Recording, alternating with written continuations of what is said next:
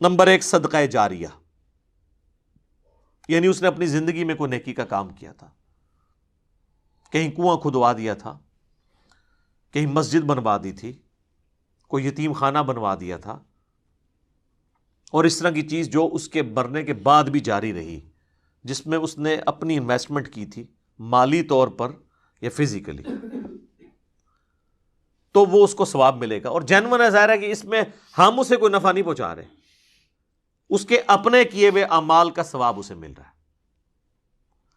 ہم انڈائریکٹلی اس طرح پہنچا رہے ہیں کہ ہم اگر اس کنویں سے پانی پیتے ہیں تو جتنے لوگ پیئیں گے اس کا ثواب اسے ملے گا۔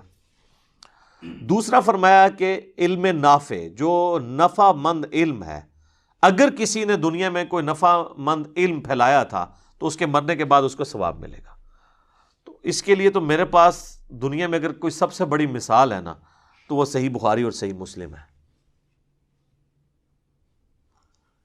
ان ائمہ کو جو اللہ نے اتنی بڑی بات سجھائی کہ انہوں نے نبی علیہ السلام کی سنت کو ریٹن ریکارڈ کے طور پر جمع کیا۔ آج نا 1200 سال تو ہو چکے ہیں، کوئی ان کے پائی کی کتاب لا نہیں سکا، اب تو ویسے ہی بھول جائیں۔ اب وہ حدیث کا بھی جو پیریڈ تھا وہ پہلے 500-600 سال کا تھا، اس کے بعد تو سب کے سب جو ہے نا وہ ناقل ہی ہیں پرانے بزرگوں کے۔ محدثین جو اپنی اسناد سے حدیثیں پہنچاتے تھے وہ تو اب فوت ہو چکے، کیونکہ اب تو سند ہی بہت لمبی ہو گئی ہے، 1000 سال کی سند کون یاد رکھے، یہ تو پہلے 300 سال میں کتابیں لکھی گئی۔ آج بھی بخاری مسلم کو پڑھ کے جو بندہ نماز کا طریقہ سیکھ رہا ہے اور نماز سنت کے طریقے پہ پڑھ رہا ہے، امام بخاری امام مسلم کو ایک ایک چیز کا ثواب آٹومیٹکلی پہنچ رہا ہے۔ سر میں کہتا ہوں جی کیلکولیٹر فیل ہو جائیں جو امام بخاری امام مسلم کے نامہ اعمال میں وہ ہر سیکنڈ میں جو ثواب جا رہا ہے جس لیول کا، پھر جتنی نمازیں ہم پڑھ رہے ہیں، اور سر اس سے اوپر چلے جائیں، ہماری ہر نیکی، ہر مسلمان کی نیکی کا ثواب محمد رسول اللہ صلی اللہ علیہ وآلہ وسلم کے لیے۔ اور یہ دیکھیں اللہ تعالیٰ نے اس کا ذکر بھی سورہ قلم میں فرمایا ہے، پارہ نمبر 29 میں جو دوسری سورت ہے اس میں الفاظ موجود ہیں۔ اعوذ باللہ من الشیطان الرجیم، بسم اللہ الرحمن الرحیم، نون والقلم وما یسطرون ما انت بنعمت ربک بمجنون وان لک لاجرا غیر ممنون۔ اور اے محبوب صلی اللہ علیہ وآلہ وسلم، بے شک آپ کے لیے ایسا اجر ہے جو کبھی ختم ہونے والا نہیں ہے، یعنی وہ ٹوٹے گا نہیں، وہ ایک سمجھ لیں ایک فشن ریئیکشن کی طرح چلتا جا رہا ہے، ملٹی پلائی ہوتا جا رہا ہے۔ تو جس نے یعنی نافع علم لوگوں کو سکھایا، تو ظاہر ہے یہ بھی اس کا اپنا عمل ہے، یہ ہماری طرف سے ڈائریکٹلی کوئی نفع نہیں ہے، ہاں انڈائریکٹلی ضرور ہے۔ اور تیسرا فرمایا کہ نیک اولاد جو اس کے لیے دعا کرتی ہے۔ ویسے دعا تو کوئی بھی کر سکتا ہے، میں نے کتنی حدیثیں اور سورۃ الحشر کی آیت نمبر 10 کی روح سے بتایا کہ آپ دعا کریں گے، لیکن اولاد کے لیے اس لیے کہا گیا کہ اولاد کی دعا کمٹمنٹ کے ساتھ ہے، جو جس در سے وہ دعا کرے گی،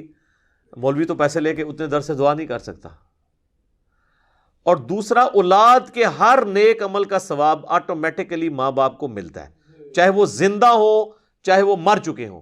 اس کی وجہ یہ ہے کہ اولاد انویسٹمنٹ ہے ماں باپ کی۔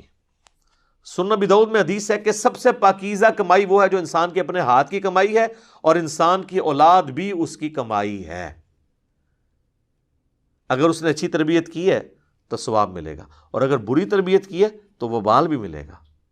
اس پہ تو وبال ہوگا لیکن اس کے وبال میں بھی کمی نہیں آئے گی، یہ بھی یاد رکھنا ہے۔ یہ دونوں چیزیں پیرلل میں چلتی ہیں۔ اچھا، بعض لوگ کہتے ہیں کہ جی اگر کسی نے اپنی اولاد کی تربیت اچھی نہیں کی، وہ خود بخود ہی نیک ہو گئی ہے، تو پھر کیا ماں باپ کو ثواب ملے گا؟ ہاں، اللہ کی رحمت کا تقاضا ہے کہ ماں باپ کو پھر بھی ثواب ملے گا، کیونکہ اللہ تعالیٰ ہمیشہ سلوشن اینڈ پہ رہتا ہے، پرابلم اینڈ پہ نہیں۔ وَكَتَبَ رَبُّكُمْ عَلَى نَفْسِهِ الرَّحْمَةَ، اور تیرے رب نے اپنے اوپر لازم کر لیا ہے کہ وہ ہر حال میں رحم ہی فرمائے گا، یعنی اس کا جو رحم کرنے والا ایک فیکٹر ہے وہ ڈومیننٹ ہے۔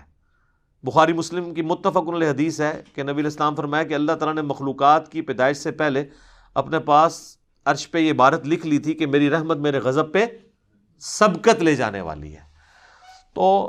بہرحال یہ چانس پہ ہی ہے نا جی۔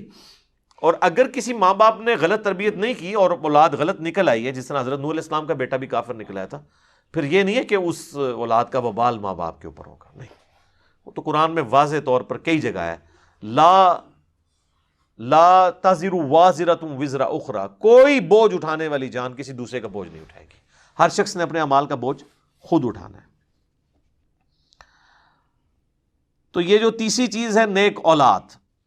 یہ چونکہ انویسٹمنٹ ہے۔ سنن ابن ماجہ میں ایک حدیث ہے بڑی زبردست کہ ایک شخص کا مرنے کے بعد جنت میں